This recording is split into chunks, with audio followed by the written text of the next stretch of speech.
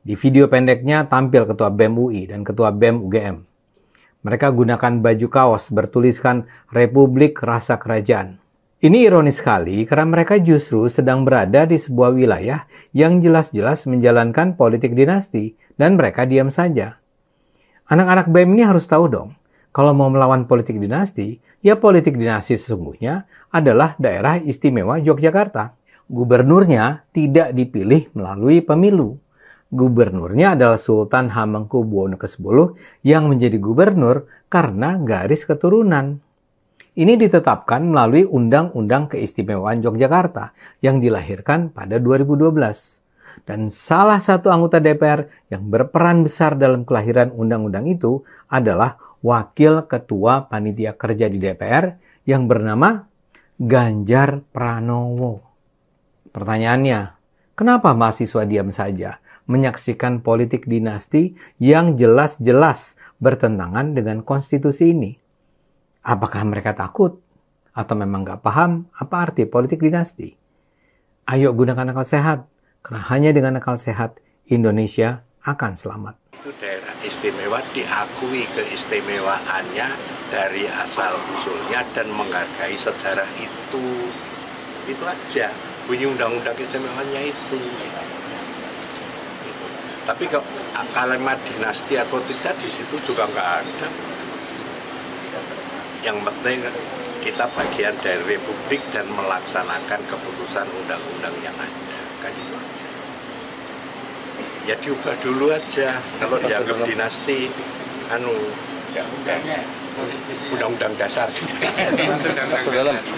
Terkait efeknya berdampak dengan ramainya masyarakat nanti siang akan berdatangi kantor. Ya silakan saja. Ya itu masyarakat, yang penting saya tidak menyuruh.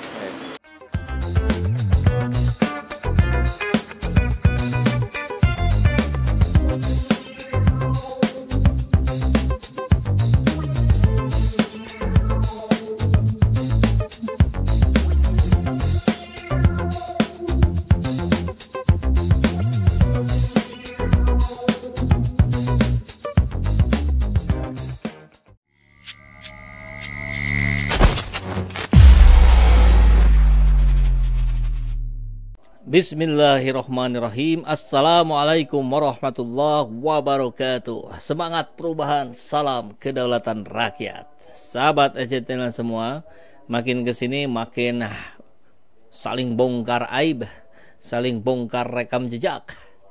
Ya, itulah yang terjadi pada kubu Ganjar Pranowo dan kubu Prabowo Subianto. Luar biasa, kita dari tim Anies menonton saja ya. Mudah-mudahan seperti yang sholawat asgil digaungkan oleh banyak sekali umat Islam di Indonesia dan sering juga dipimpin langsung oleh Pak Anies Baswedan. Ini yang sedang terjadi hari ini. Ya, ada yang menguliti Prabowo lama versus Prabowo baru. Banyak. Salah satunya adalah Ade Armando yang bisa kita ulik rekam jejaknya, jejak digital yang kejam katanya begitu ya.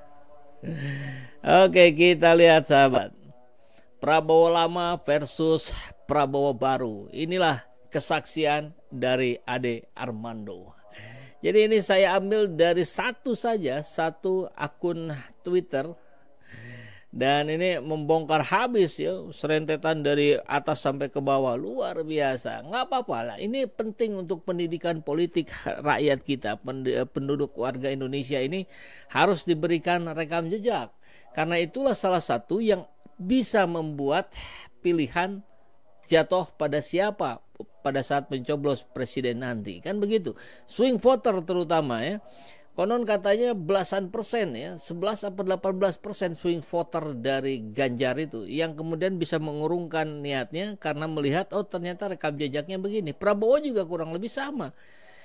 Swing voternya tinggi sekali, terutama di anak muda yang belum tahu benar bagaimana sosok Prabowo yang sebenarnya. Ya tahunya bapak-bapak gemoy gitu ya, segala macam. Kalau kita tanya anak Gen Z kurang lebih begitu. Nah, kita paparkan satu persatu sehingga ini menjadi pemahaman kita bersama memilih itu dengan rasio gitu, bukan sekedar dengan emosi. Nah, baik sahabat EJTN semua, kita lihat ya.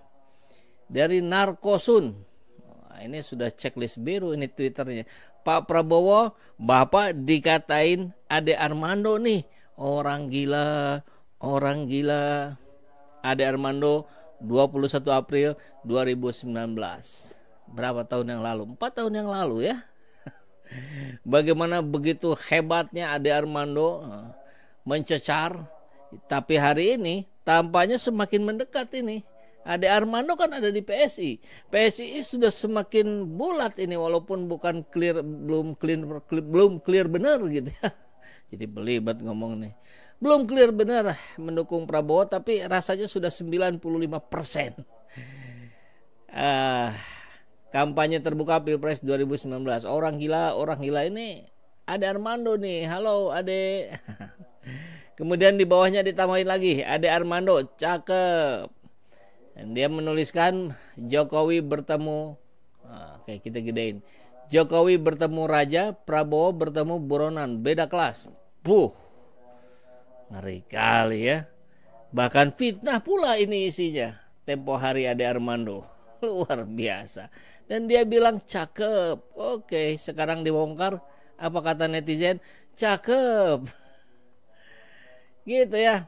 Kemudian, nah ini yang lucu adalah ada aja yang masih dukung Prabowo. Dia memposting sebuah video pendek 1 menit. Kita tonton videonya ya. Yang lucu masih ada juga yang masih dukung Prabowo. Ini 2019 juga. Prabowo lama versus Prabowo baru. Bagaimana videonya? Yuk kita tonton.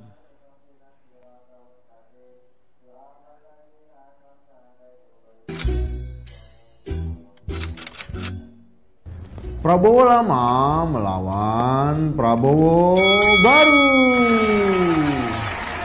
Bapak Prabowo lama, pandangan Bapak terhadap korupsi gimana nih Pak? Kalau ada anggota Gerindra yang korupsi, saya yang akan masukin ke penjara sendiri. Oke ya. Kalau Pak Prabowo baru gimana? Kalau memang hukum mengizinkan, kalau dia masih dianggap masih bisa, dan rakyat menghendaki dia, karena dia punya kelebihan-kelebihan lain, mungkin korupsinya juga nggak seberapa. Lah, cepet banget Pak berubah pikirannya.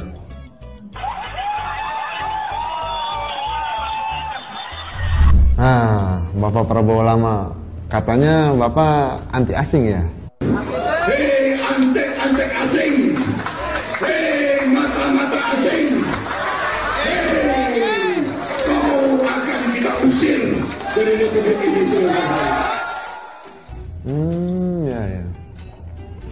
Kalau Pak Prabowo baru gimana? Anti asing juga? Kita memandang Republik Rakyat Tiongkok sangat penting bagi Indonesia, jadi kita harus pelihara hubungan baik. Kita harus tingkatkan hubungan supaya dalam keadaan yang terbaik dan saling menguntungkan, saling membantu begitu.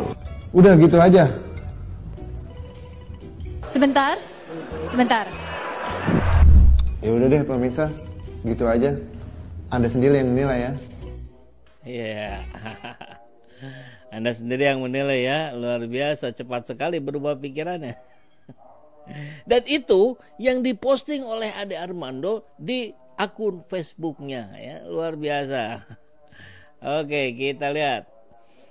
Jejak digital memang kejam. Soek, ngeri nih, bisa jadi target by name by address. Hati-hati ya Mas. Ya, kita lihat ada dari kubu Prabowo tempo hari mengatakan hati-hati, jangan membuat berita negatif tentang Prabowo. Nanti kita bisa tracking by name by address. Kita ada di negara mana ini? Aduh, nanggung Om video Kiai Haji Ma'ruf Amin saat menjelang 212 katanya. Cebong saling sikut sesama cebong. Waduh, awas Mas nanti jadi buronan pasukan 08. Ade Armando ulik-ulik. Oke, ini jebakan Batman ya. Ade Armando gitu loh. Ya, dan saya kira yang menarik adalah ketika wah ini dikatain tidak stabil jiwanya katanya. Coba kita lihat. Nah, singgung masalah kestabilan jiwa, Ade Armando sebut Prabowo Subianto tak layak didukung jadi presiden. Dia menghajar bawahannya. Dan kemudian jelang-jelang ini Ade Armando bilang Prabowo sosok teladan dan panutan bagi rakyat Indonesia.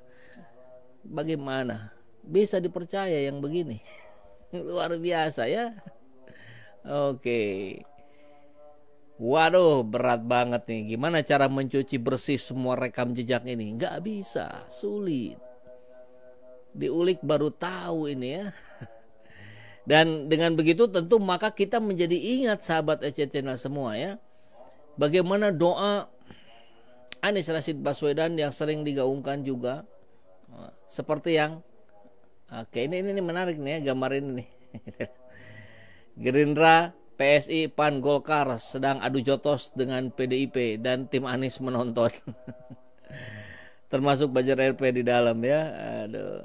Ini kita mau langsung saja tonton ini doa Pak Anies. Dalam perjalanan ke depan, lindungi kami dari kedengkian, dari kezaliman. Jangan engkau jadikan kami sasaran fitnah.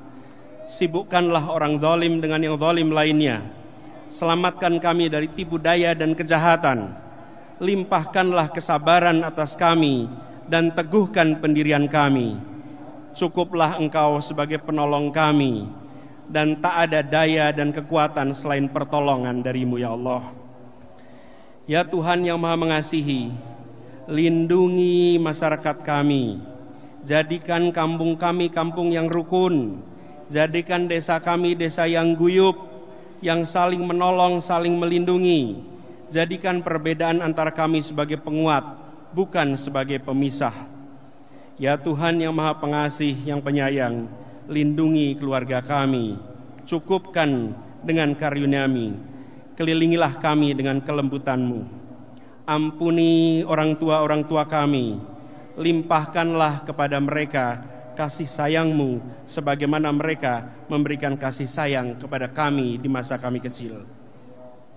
Rabbana atina fid dunya hasanah wa fil akhirati hasanah wa qina adzabannar. Subhana rabbika rabbil izzati amma yasifun wa salamun alal mursalin walhamdulillahi rabbil alamin. Amin ya Allah ya Rabbal alamin.